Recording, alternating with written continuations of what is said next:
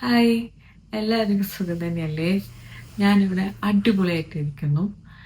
ഒരു സന്തോഷ വാർത്ത പറയാൻ വേണ്ടിയിട്ട് വരുന്നതാണ്.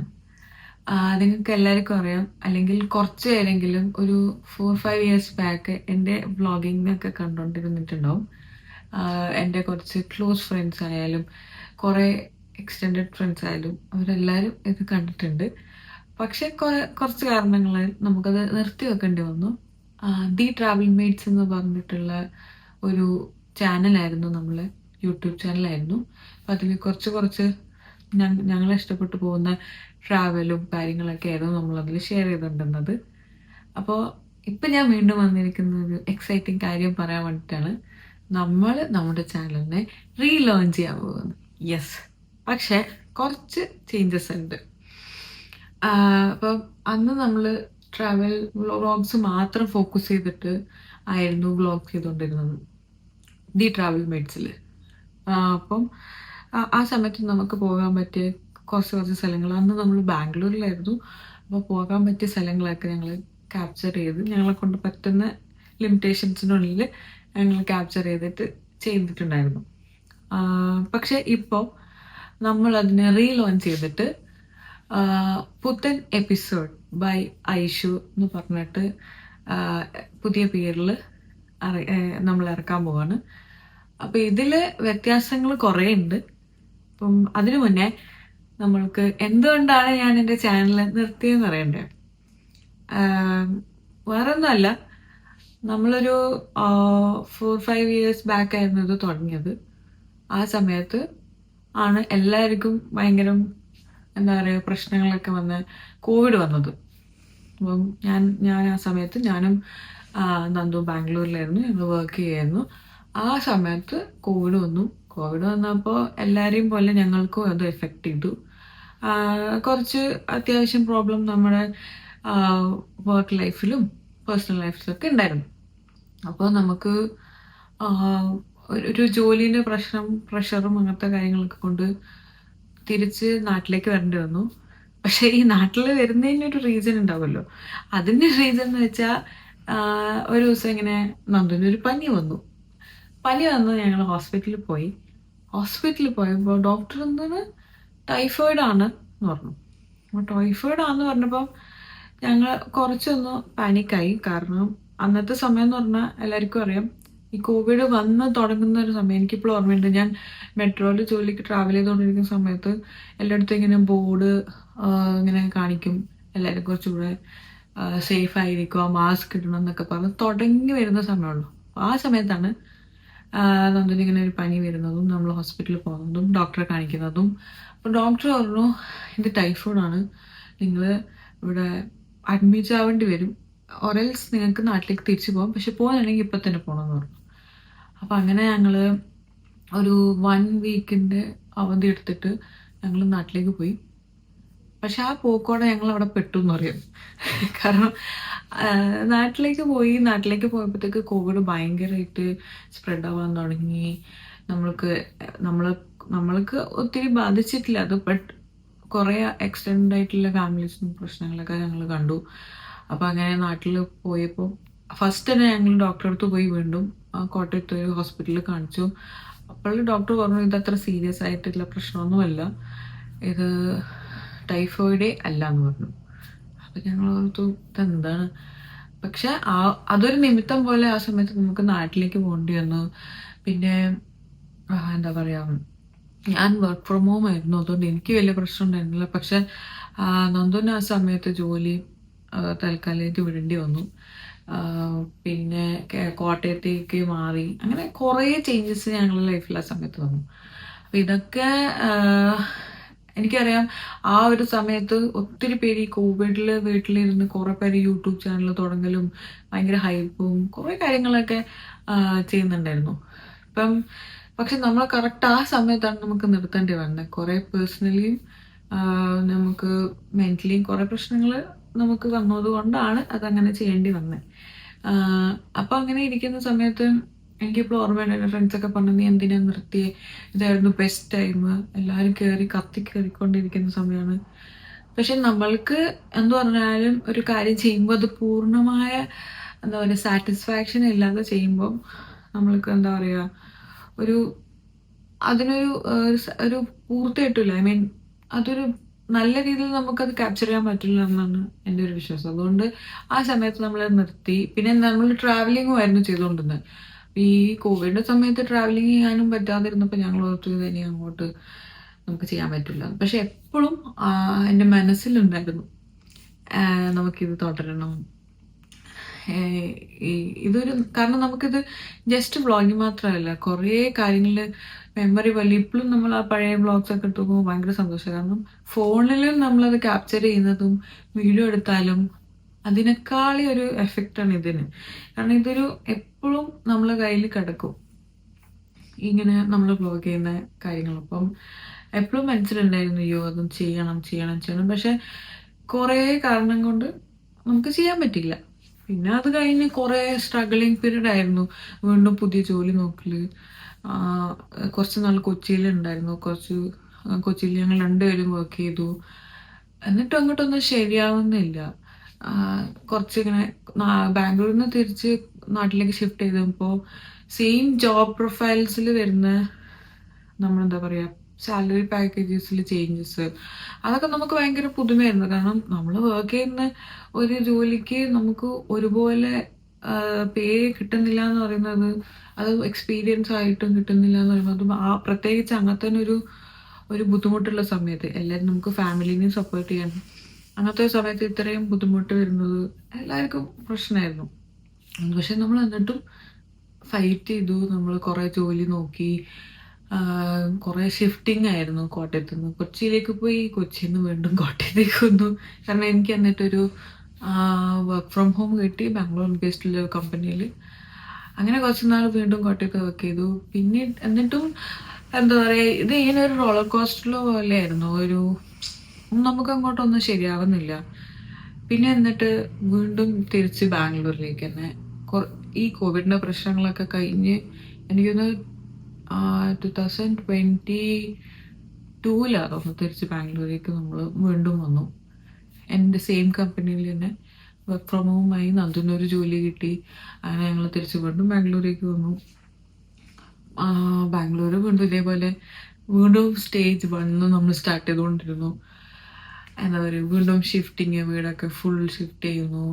പക്ഷെ അപ്പോഴും എന്താ പറയുക ഇതേപോലെ തന്നെ ഒരു മെൻ്റലി സാറ്റിസ്ഫാക്ഷൻ കിട്ടുന്നില്ല ഒരു കാര്യത്തിനും. പിന്നെ ഭയങ്കര മാർക്കറ്റ് ഡൗൺ ആയിരുന്നു, ജോബ് മാർക്കറ്റ് ആ സമയത്ത്. അപ്പം അങ്ങനത്തെ കുറേ പ്രശ്നങ്ങളുണ്ടായിരുന്നു. അപ്പം മൈൻഡിൽ ഇങ്ങനെ വേറെ എന്തെങ്കിലും എക്സൈറ്റിംഗ് ആയിട്ടുള്ള കാര്യങ്ങൾ ചെയ്യണമെന്ന് തോന്നി. അങ്ങനെയാണ് ഞങ്ങൾ കാനഡയിലേക്ക് ഷിഫ്റ്റ് ചെയ്താലോ എന്നുള്ളൊരു പോയിന്റിലേക്ക് എത്തിയത്. കുറേ റിസർച്ച് ചെയ്തു, കുറേ കൺട്രീസ് നോക്കി.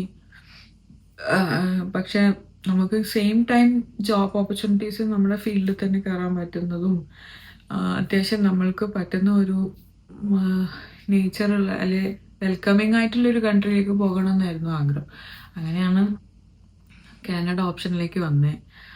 അപ്പം ആദ്യമൊക്കെ നമ്മൾ ഡയറക്റ്റ് ജോബ് അവിടെ നിന്ന് അപ്ലൈ ചെയ്ത് വരാനുള്ള രീതി. പക്ഷെ അതും കോവിഡിൻ്റെ ഇത് എല്ലാ ഹോൾ വേൾഡിൽ പ്രശ്നമായിരുന്നു.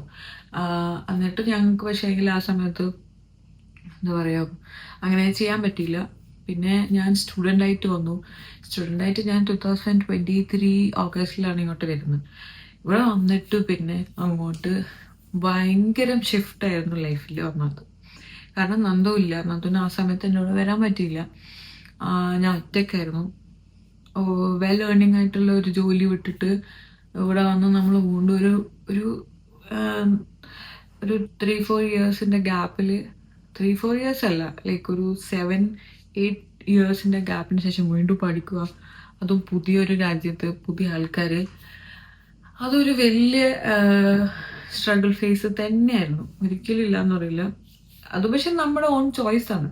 അപ്പം നമ്മൾ എന്ത് ചോയ്സ് ചെയ്താലും നമ്മുടെ ഡിസിഷനാണ്. അപ്പോൾ ആ ഡിസിഷനിൽ ഉറച്ചു വെക്കുക എന്നുള്ളത് അത് പക്ഷെ ആ ഒരു ഡിസിഷൻ എടുത്തോണ്ട് ഒരിക്കലും ഞാൻ റിഗ്രറ്റ് ഇല്ല. കാരണം that was the best decision. ഇവിടെ വന്നിട്ട് നമുക്ക് നമ്മളെ ലൈഫ് റീബിൽഡ് ചെയ്യാൻ പറ്റി, കുറേ കാര്യങ്ങൾ പഠിക്കാൻ തുടങ്ങി. നാട്ടില് നമുക്ക് ഒന്നുമില്ലെങ്കിലും ഒരു കാര്യം കിട്ടാതായ അല്ലെങ്കിൽ നമുക്ക് എന്തെങ്കിലും ഒരു ഹെൽപ്പ് വേണമെങ്കിലും നമ്മളെ കൂടെ ആരെങ്കിലുമൊക്കെ കാണും എപ്പോഴും. പക്ഷെ ഇതൊരു പുതിയൊരു കൺട്രി ആകുമ്പം ഒത്തിരി കാര്യങ്ങളുണ്ട്. സ്റ്റുഡൻ്റ് ആയിട്ട് ഇരിക്കുമ്പോൾ നമുക്ക് നമ്മുടെ ഫീൽഡിൽ വർക്ക് ചെയ്യാൻ പറ്റൂല. നമുക്ക് പാർട്ട് ടൈം ജോബ് ചെയ്യേണ്ടി വരും. ഇതുവരെ കുറേ നാളായിട്ട് ഷെയറിങ്ങിലൊന്നും നിൽക്കാണ്ട് വീണ്ടും നമ്മൾ ഷെയറിങ്ങിൽ നിൽക്കേണ്ടി വരും. അറിയാത്ത ആൾക്കാരുടെ കൂടെ എല്ലാ കാര്യങ്ങളും ഷെയർ ചെയ്തും അഡ്ജസ്റ്റ് ചെയ്തൊക്കെ ജീവിക്കണം. അപ്പം അതൊക്കെ ഒരു ഭയങ്കര ഷിഫ്റ്റ് ആയിരുന്നു ലൈഫിൽ. പക്ഷെ എന്നിരുന്നാലും അതൊക്കെ അടിപൊളിയാണെന്ന് and I'm really grateful for that. പിന്നെ അത് കഴിഞ്ഞിട്ട് ഒരു 1 ഇയർ കഴിഞ്ഞപ്പോഴത്തേക്ക് നന്ദുനും വരാൻ പറ്റി. അപ്പം അങ്ങനെയൊക്കെ ആയപ്പോഴത്തേക്ക് എനിക്ക് തോന്നി this is a right time.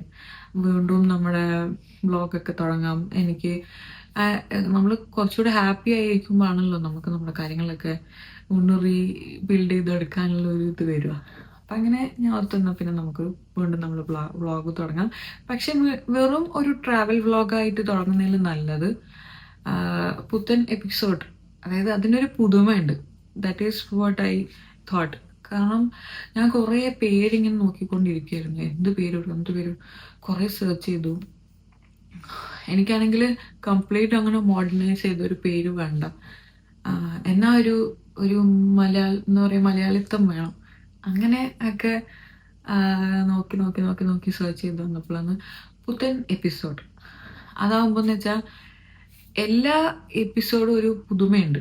എന്തിട്ടാലും ഒരു പുതുമയുണ്ട്. അപ്പം ഇതിൽ ബേസിക്കലി വരാൻ പോകുന്നതെന്ന് വെച്ചാൽ ഞാൻ ഇവിടുത്തെ എൻ്റെ പേഴ്സണൽ ലൈഫ് ആവാം, നമ്മളെ ലൈഫ് സ്റ്റൈൽ, എവിടെയെങ്കിലും ട്രാവൽ ചെയ്തു പോകുന്നത്, എന്തെങ്കിലും എനിക്ക് പുതുമ തോന്നുന്ന കാര്യങ്ങൾ.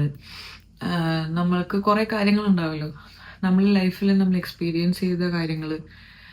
അതൊക്കെ എന്തെങ്കിലും ഒരു രീതിയിൽ നിങ്ങൾക്ക് ഹെൽപ്ഫുൾ ആവോ, അല്ലെങ്കിൽ നിങ്ങൾക്ക് കണ്ടിരിക്കാൻ പറ്റുന്നോ, എൻ്റർടൈൻ ചെയ്യാൻ പറ്റുന്നുണ്ടെങ്കിലോ അത് ഭയങ്കര നല്ലതായിരിക്കും. കാരണം ഞാൻ ഉൾപ്പെടെ നമ്മൾ ഒരു ഒറ്റപ്പെടുന്ന സമയത്തോ അല്ലെങ്കിൽ നമുക്ക് എന്തെങ്കിലുമൊക്കെ ഒരു എൻ്റർടൈൻമെൻറ്റ് വേണം. നമ്മൾ ഇങ്ങനെ ഒരുപാട് യൂട്യൂബ് ചാനലിൽ നമ്മൾ കണ്ടിരിക്കാറുണ്ട്, അവരുടെ വ്ളോഗ്സ് കാണാറുണ്ട്. അപ്പം അതിലൂടെ നമ്മൾ എന്താണ് എക്സ്പീരിയൻസ് ചെയ്യുന്നതെന്ന് നമുക്ക് അറിയിക്കാൻ പറ്റും. പിന്നെ ഇതൊരു ലൈഫ് ടൈം ക്ലൗഡ് എന്ന് തന്നെ പറയാം. നമ്മൾക്ക് എന്ത് കാര്യങ്ങളും സേവ് ചെയ്യാൻ പറ്റും, നമ്മൾ എടുക്കുന്ന വീഡിയോസ് ആയാലും. അപ്പം എപ്പോഴും ആണെങ്കിലും ഇനി ഒത്തിരി ഇയേഴ്സ് കഴിഞ്ഞാലും നമുക്കിത് ബാക്ക് ടു പോയി നോക്കാൻ പറ്റും. അപ്പം that is the main intention. അപ്പം എനിക്ക് ഇത്ര പറയാനുള്ളൂ. അപ്പം ഇനി അങ്ങോട്ട് ഞാൻ വീണ്ടും എൻ്റെ വ്ളോഗ്സ് ഒക്കെ ഇടുന്നതായിരിക്കും. പല ടൈപ്പ് വ്ളോഗ്സ് ഞാൻ നേരത്തെ പറഞ്ഞ പോലെ വരാം. എല്ലാവരും സപ്പോർട്ടും എൻകറേജ്മെൻറ്റും വേണം. പിന്നെ അതുപോലെ തന്നെ പഴയ കുറച്ച് ഫോട്ടോസും ക്ലിപ്സൊക്കെ ഉണ്ടെങ്കിൽ ഞാൻ അത് ഈ വ്ളോഗിൽ ഉൾപ്പെടുത്താം. ലൈക്ക് ഈ ഒരു 4-5 ഇയേഴ്സിന്റെ ഗ്യാപ്പിൽ ചെറിയ ചെറിയ ട്രാവൽ ചെയ്തതും എനിക്ക് സന്തോഷം തന്ന കിട്ടിയ കുറച്ച് കാര്യങ്ങളൊക്കെ. എനിക്ക് വ്ളോഗ് മറ്റേ വീഡിയോസ് പോലെ ഒന്നും എൻ്റെ കയ്യിൽ ഉണ്ടാവാൻ ചാൻസ് ഇല്ല. പക്ഷെ മേ ബി ചിലപ്പോൾ ഫോട്ടോസ് ഉണ്ടാവും ഫ്രണ്ട്സിൻ്റെ കൂടെ ട്രാവൽ ചെയ്തതും, നന്ദുവിൻ്റെ കൂടെ ട്രാവൽ ചെയ്തതും, അങ്ങനെ ഫാമിലിൻ്റെ കൂടെ സ്പെൻഡ് ചെയ്തതും. അതൊക്കെ വേണമെങ്കിൽ ഞാൻ ഇൻക്ലൂഡ് ചെയ്യാം. നോക്കട്ടെ, എനിക്ക് ആദ്യം ഉണ്ടോന്ന് നോക്കണം. എനിക്ക് അറിഞ്ഞൂടാ. അതുണ്ടെങ്കിൽ ഞാനത് ആഡ് ചെയ്യാം. അതുപോലെ തന്നെ ഇതുപോലത്തെ നിങ്ങൾക്ക് ഈ ലൈഫ് സ്റ്റോറീസ് ഒക്കെ നിങ്ങൾക്ക് കേൾക്കാൻ താല്പര്യമുണ്ടെങ്കിൽ, എപ്പിസോഡ് വൈസ് കേൾക്കാൻ താല്പര്യമുണ്ടെങ്കിൽ അത് പറയാം. ഇൻ ഫ്യൂച്ചർ വ്ളോഗ്സിൽ ഞാനത് ഉൾപ്പെടുത്തുന്നതായിരിക്കും. പിന്നെ എന്ത് സജഷൻസും ഇതിൽ പറയാം കേട്ടോ. അതായത് എന്തെങ്കിലും ചേഞ്ചസ് ഞാൻ ചെയ്യുന്ന വ്ളോഗ്സിൽ വരുത്തുന്നെങ്കിൽ അത് പറയാം. അല്ല മാറ്റങ്ങൾ, അതായത് ഇപ്പം ചെയ്തുകൊണ്ടിരിക്കുന്ന കണ്ടന്റ് ചേഞ്ച് ചെയ്ത് വേറെ എന്തെങ്കിലും. പക്ഷെ ഞാൻ പറഞ്ഞല്ലോ, ഇതൊരു ബേസിക്കലി ഒരു ലൈഫ് സ്റ്റൈൽ വ്ളോഗിങ് ആയിരിക്കും. എനിക്ക് പുതുമ തോന്നുന്ന കാര്യങ്ങൾ, അല്ലെങ്കിൽ ഞാൻ എക്സ്പീരിയൻസ് ചെയ്തുകൊണ്ടിരിക്കുന്ന കാര്യങ്ങൾ, അല്ലെങ്കിൽ എനിക്ക് കിട്ടിയ എക്സ്പീരിയൻസ്ന്ന് ബാക്കിയുള്ള ആൾക്കാർക്ക് എന്തെങ്കിലും ഒരു ഇൻഫോർമേറ്റീവ് ആയിട്ട് ഇൻഫർമേഷൻ കൊണ്ടുതരാൻ പറ്റുമെങ്കിൽ അത്. പക്ഷെ എപ്പോഴും എന്റർടൈൻഡും അതുപോലെ തന്നെ ഹാപ്പിയും പോസിറ്റിവിറ്റിയും കൊണ്ടുവരാൻ വേണ്ടി മാത്രം നോക്കും. അതായിരിക്കും എൻ്റെ മെയിൻ ഇന്റൻഷൻ. അപ്പം എനിക്ക് നേരത്തെ പറഞ്ഞ പോലെ എല്ലാരും സപ്പോർട്ടും വേണം. So do subscribe my channel. Comment ചെയ്യുക, ഷെയർ ചെയ്യുക, ലൈക്ക് ചെയ്യുക. ബെല്ലൈക്കണും നോട്ടിഫിക്കേഷന് വേണ്ടിയിട്ട് ക്ലിക്ക് ചെയ്യുക. പിന്നെ നെക്സ്റ്റ് ഒരു ഒരു പർട്ടിക്കുലർ ടൈം ഞാൻ നോക്കുന്നതായിരിക്കും. എപ്പം നമുക്ക് ഇടാൻ പറ്റും വ്ളോഗ്സ്. ഒരു വീക്ക്ലി ട്വൈസ് ഇടാനാണ് ഇപ്പൊ പ്ലാൻ. അതിന്റെ ഒരു നമുക്ക് എങ്ങനെയാണ് വ്ളോഗിന്റെ ഒരു രീതി, എങ്ങനെ നിങ്ങളെല്ലാവരും അതിനെ എടുക്കുന്നു എന്നൊക്കെ നോക്കിയിട്ട് നമുക്ക് ചേഞ്ച് ചെയ്യാം. ഇൻ കേസ് ഒരു വീക്ക്ലി ത്രൈസോ ഇടാൻ വേണ്ടിയിട്ട്. പക്ഷെ ഇപ്പൊ കറന്റ്ലി വീക്ക്ലി ട്വൈസ് ഇടാനാ പ്ലാൻ. അതിന്റെ ഡേ ഡേ ഞാൻ ഇതുവരെ ഫിക്സ് ചെയ്തില്ല. അത് നോക്കട്ടെ. നമുക്ക് എന്തായാലും നല്ല വ്ളോഗ്സ് ഇനി കാണാം ഇതിലൂടെ. അപ്പൊ അടുത്ത ഒരു പുത്തൻ എപ്പിസോഡുമായിട്ട് ആയിഷു തിരിച്ചു വരുന്നതായിരിക്കും. ബൈ.